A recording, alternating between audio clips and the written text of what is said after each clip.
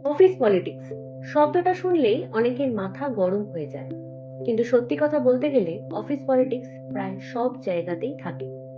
এটা খারাপ না ভালো সবটাই নির্ভর করে আপনি এটাকে কিভাবে সামলাচ্ছেন তার উপর। অফিসে সবাই একই লক্ষ্য নিয়ে কাজ করলেও সবার চিন্তা ভাবনা এক হয় না।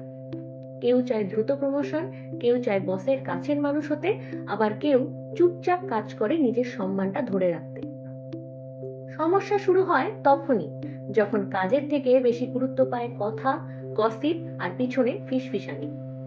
কেউ কারো কৃতিত্ব নিজের নামে চালায়, কেউ আবার ইচ্ছাকৃতভাবে অন্যকে খারাপ প্রমাণ করার চেষ্টা করে।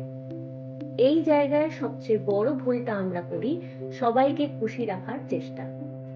মনে রাখবেন, অফিস বন্ধু বানানোর জায়গা নয়, এটা আপনার পেশাগত জীবনের একটা মঞ্চ।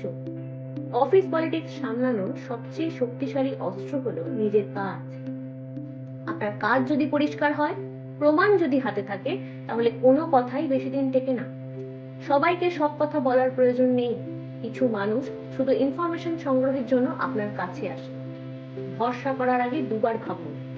চুপ থাকা মানে দুর্বল হওয়া নয়, আর সব কথার উত্তর দেওয়া বুদ্ধিমানের কাজ নয়।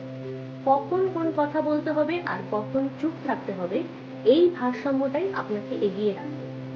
শেষ কথা একটাই, অফিস পলিটিক্স বদলানো আপনার হাতে নেই, কিন্তু এর প্রভাব আপনাকে বদলাবে কিনা সেটা পুরোপুরি আপনার সিদ্ধান্ত। শান্ত থাকুন, পেশাদার থাকুন, আর নিজের লক্ষ্যটা চোখের সামনে রাখুন। এরকমই আরো নতুন নতুন ইনফরমেশন জানতে আমাদের চ্যানেলটাকে ফলো করুন। আমি পৃথা সিংহ রায়, আর আপনারা আছেন জাস্ট ফ্যাক্টস এর সাথে।